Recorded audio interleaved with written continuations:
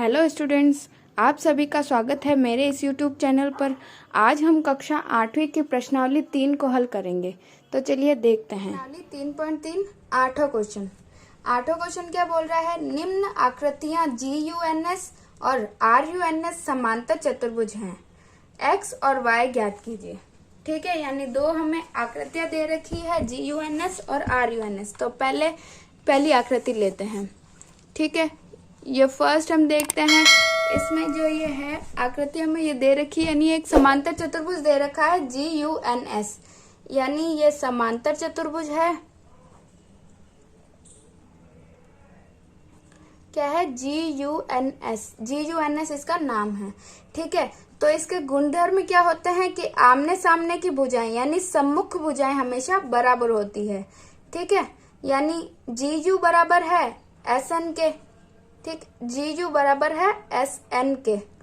ठीक है, यानी GU की जो लंबाई है वो SN के बराबर है। तो GU की लंबाई कितनी है? 3y माइनस 1 बराबर SN की कितनी है? 26। तो इससे हम y का मान ज्ञात कर सकते हैं। तो क्या करेंगे? पक्षांतरण करेंगे। क्या करेंगे? पक्षांतरण करने पर 3y बराबर 26, ये माइनस का था तो इधर आएगा तो प्लस। ठीक है, तो 3y बराबर 26 और 1 27। ठीक है, तो फिर y बराबर 27/3। तो 3 7 21, 3 8 24, 3 9 27। तो y का मान कितना आ गया? 9। y का मान आ गया हमारे पास 9। ठीक है, ऐसे ही हम x का मान ज्ञात कर लेंगे। तो x का मान कैसे ज्ञात करेंगे? ये जो दूसरी भुजाएं हैं, यह सम्मुख भुजाएं जो है ये बराबर होती हैं। तो SN बराबर है UN के। तो SN कितना है? 3x बराबर UN है 18। ठीक है, तो x का मान क्या आ गया? 18/3। तो x का मान आ गया 3 एकम 3, 3 दूनी 6, 3 3 9, 3 चौक 12, 3 9 5 15, 3 6 18। ठीक है, तो x का मान क्या आ गया? 6।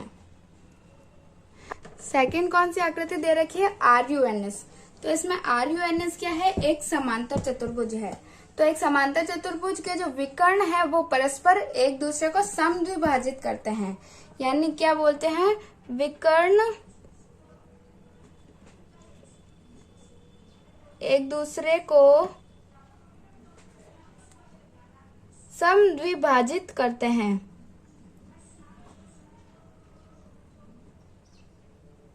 यानी मान लिया O पर समद्विभाजित करते हैं। ठीक है, तो इसका मतलब क्या हो गया? यानी ये समद्विभाजित हो रहे हैं, यानी दो समान भागों में विभाजित हो रहे हैं। ठीक है, तो RO जो है वो किसके बराबर हो गया? ON के। ऐसे ही ये SO बराबर हो गया OU के, क्योंकि ये क्या है? विकर्ण है जो एक दूसरे को समद्विभाजित करते हैं। समद्विभाजित करते हैं यानी दो समान भागों में विभाजित करते हैं, यानी दोनों का मान जो होता है वो बराबर होता है। तो RO का मान दे रखा है 16 बराबर ON का कितना दे रखा है? x plus y। और ऐसे ही SO का दे रखा है 20 और OU का दे रखा है y प्लस 7। तो पहले इससे y का मान ज्ञात कर लेंगे, फिर इसमें मान रख देंगे। तो पहले इससे ज्ञात करते हैं। तो 20, 7 इधर आ गया तो -7 बराबर y। तो y का मान कितना आ गया? 20 - 7 कितना होता है? 13 बराबर y, यानी y का मान कितना आ गया? 13 सेंटीमीटर। ठीक है, अब इसमें आते हैं हम इस समीकरण में। इसमें क्या है?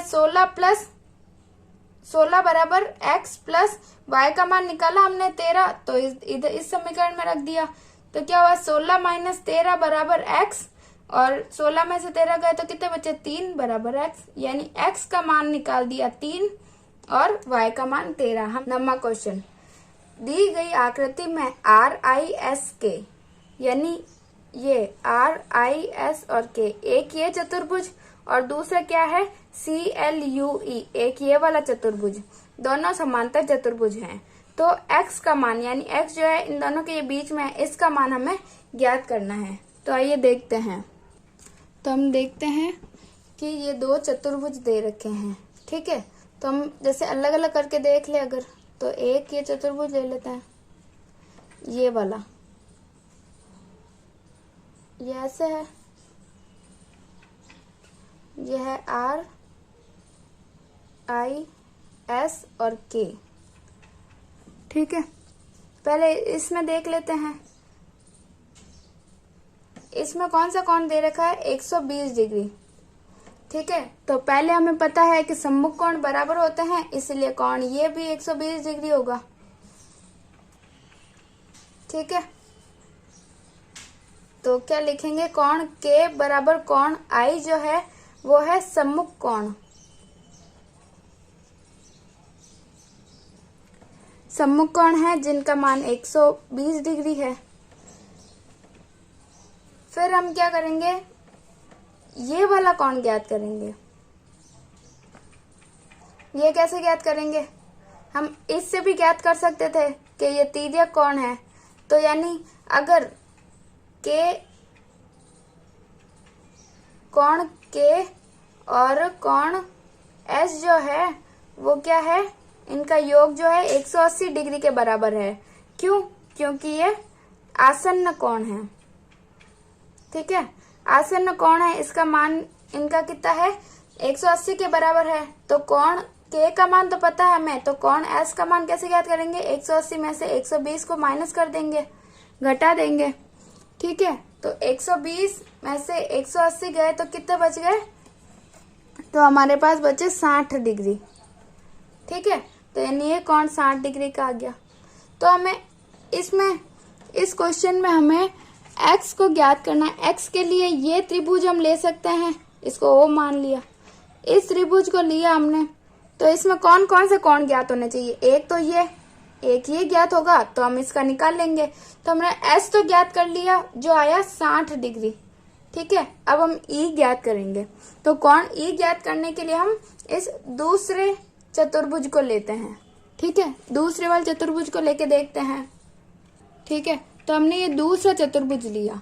ठीक है, दूसरे चतुर्भुज में क्या है, कोण L दे रखा है, तो कोण L बराबर कोण E बराबर होगा। क्यों, क्योंकि ये क्या है, सम्मुख कोण है और समांतर चतुर्भुज के सम्मुख कोण बराबर होते हैं। तो यानी ये 70 डिग्री दे रखा है, तो यानी E का मान भी 70 डिग्री हो गया। ठीक है, अब हमें क्या चाहिए, हमें यही चाहिए था। तो जैसे ये क्वेश्चन देखो, इसमें क्या दे रखा है, कोण ये आ गया हमारा 60 डिग्री और कोण E भी 70 डिग्री आ गया। ठीक है, तो अब हम x का मान निकाल सकते हैं। कैसे निकालेंगे, ये जो त्रिभुज आया हमारे पास, ये इसमें ये तो 70 डिग्री निकाल लिया हमने, ये निकाल लिया 60 डिग्री, तो ये निकाल सकते हैं x का मान। कैसे निकालेंगे, त्रिभुज का जो योग, त्रिभुज के तीनों कोणों का योग कितना होता है, त्रिभुज के तीनों कोणों का योग जो होता है वो होता है 180 डिग्री। तो तीनों कोण हमें पता, दो कोण पता है, तो एक कोण ज्ञात कर सकते हैं। तो 60 degree plus 70 degree plus x बराबर 180 डिग्री। तो x का मान क्या आ गया, 180 डिग्री माइनस 60 और 70 कितने हुए, 130 डिग्री। तो x का मान कितना आ गया, 50 डिग्री। तो हमें यही ज्ञात करना था, x का मान हमारे पास आ गया 50 डिग्री, यही हमें ज्ञात करना था। 10वां क्वेश्चन क्या बोल रहा है, बताइए कैसे यह आकृति एक समलंब है, इसकी कौन सी दो भुजाएं समांतर है। यानी ये जो आकृति है 3.26 जो है 26, ये आकृति जो है वो कैसे एक समलंब है। ठीक है, तो इसको ज्ञात करते हैं। तो ये क्वेश्चन दे रखा है। ठीक है, तो हम इसमें कैसे ज्ञात करेंगे कि ये समलंब चतुर्भुज है। यानी समलंब चतुर्भुज का मतलब क्या हुआ कि अगर ये दोनों समांतर हैं तो ये समलंब चतुर्भुज है। और इसके लिए समांतर हो, ये कैसे ज्ञात करेंगे कि हमें पता है कि ये जो तिर्यक रेखा होती है इसके जो दोनों अंतः कोण जो होते हैं वो क्या होते हैं, आसन्न कोण होते हैं। ठीक है, कोण L बराबर कोण M जो है वो है आसन्न कोण।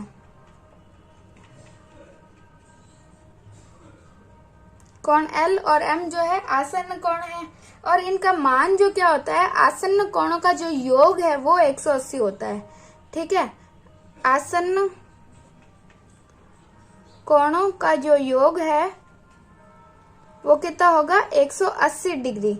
यानी हम देख लेते हैं इनका मान 180 डिग्री के बराबर है या नहीं। तो कोण L प्लस कोण M का मान कितना होगा, 180 के बराबर है या नहीं। तो ऐसे देखते तो 100 डिग्री प्लस 80 डिग्री कितना हुआ, 180 डिग्री के बराबर है। यानी ये बराबर है तो इसका मान, इसका मतलब ये आसन्न कोण है। और ये अगर ये आसन्न कोण है तो ये समांतर होंगी, और ये समांतर है तो मान लिया ये समांतर है, तो इसका मतलब है कि ये एक समलंब चतुर्भुज है। ठीक है, अर्थात जो है NM समांतर है KL के, इसीलिए ये एक समलंब चतुर्भुज है। ठीक है, समलंब चतुर्भुज है। अगला क्वेश्चन 11वां। अब देखते हैं हम प्रश्न 11। प्रश्न 11 क्या बोल रहा है, आकृति 3.27 में कोण C ज्ञात कीजिए यदि AB और CD जो है समांतर है। यानी इस आकृति में हमें कोण जो है वो क्या ज्ञात करना है, कोण C, ये वाला कोण ज्ञात करना है।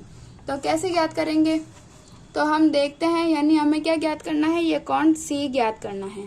तो कैसे ज्ञात कर सकते हैं, हमें पता है कि AB और CD दे रखा है, AB जो है CD के समांतर है। ठीक है, अगर ये समांतर है तो जो कोण B और C है वो क्या होंगे, आसन्न कोण हो जाएंगे। ठीक है, कोण B प्लस कोण C जो होंगे उनका मान जो होगा 180 डिग्री होगा। क्यों, क्योंकि आसन्न कोण है, आसन्न कोणों का जो योग है वो कितना होता है, 180 डिग्री के बराबर होता है। ठीक है, तो हमें पता है कोण B का मान क्या है, 120 डिग्री, और कोण C ज्ञात करना है और ये 180 के बराबर है। तो कोण C का मान क्या होगा, 180 डिग्री माइनस 120 डिग्री, तो कितना आया, 60 डिग्री। तो हमें यही ज्ञात करना था। ठीक है, अगला क्वेश्चन देखते हैं।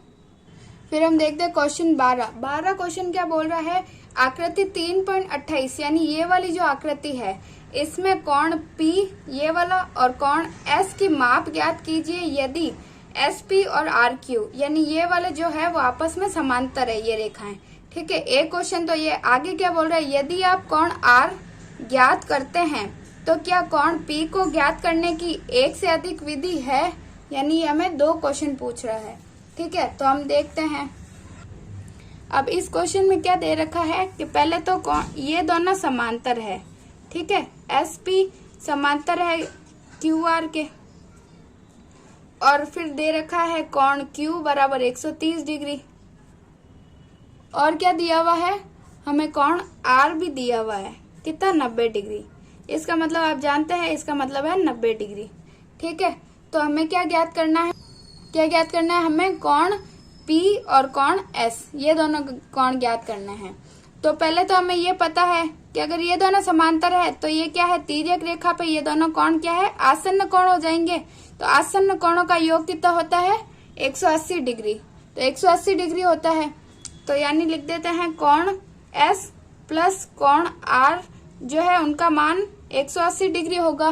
क्यों होगा, क्योंकि आसन्न कोण है, और आसन्न कोणों का जो योग है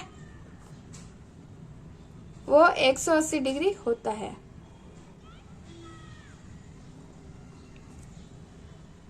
ठीक है, तो फिर हमें पता है कोण R का मान हमारे पास है, तो कोण S बराबर 180 डिग्री माइनस 90 डिग्री, तो कितना आएगा, कोण S का मान निकाल दिया हमने 90 डिग्री। ठीक है, तो हमने अब इस क्वेश्चन में कोण S का मान भी निकाल दिया 90 डिग्री। अब हमें कोण P का मान ज्ञात करना है। तो अगर ये दोनों समांतर है तो हम ऐसे भी निकाल सकते हैं कि ये भी तिर्यक रेखा हो जाएगी और इसके ये दो आसन्न कोण हो जाएंगे। ठीक है, तो ये दो समांतर है, तो ये कोण P प्लस कोण Q बराबर 180 डिग्री, क्योंकि आसन्न कोण है। ठीक है, आसन्न कोणों का योग जो है 180 डिग्री होता है। तो कोण P का मान हमें ज्ञात करना है और कोण Q का मान दे रखा है 130, इसमें से माइनस करेंगे तो कोण P का मान कितना आ गया, 50 डिग्री। तो हमें यही ज्ञात करना था। एक तो कोण S का मान ज्ञात हो गया और कोण P का मान भी हमने ज्ञात कर लिया। ठीक है, अब क्वेश्चन में क्या बोल रहा है, यदि आप M R ज्ञात करते हैं तो क्या कोण P को ज्ञात करने की एक से अधिक विधि है? तो हम इसमें क्या बोलेंगे, हाँ, इसको ज्ञात करने की एक और विधि है। क्या बोलेंगे, हाँ, एक और विधि कौन सी है कि जैसे समांतर चतुर्भुज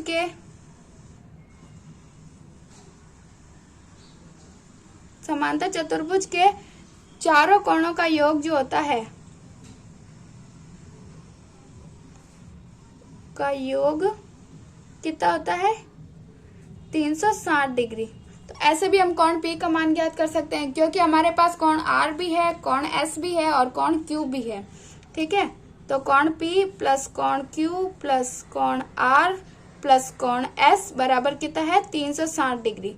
तो कोण P का मान हमें ज्ञात करना है, कोण Q का मान 130 डिग्री प्लस कोण R का मान 90 डिग्री और कोण S का मान भी 90 डिग्री बराबर 360 डिग्री। ठीक है, तो फिर कोण P प्लस ये कितना होगा, 9 9 18 18 और 13 310 डिग्री बराबर 360 डिग्री। ठीक है, तो कोण P बराबर 360 डिग्री माइनस 310 डिग्री, तो कितना आ गया, 50 डिग्री।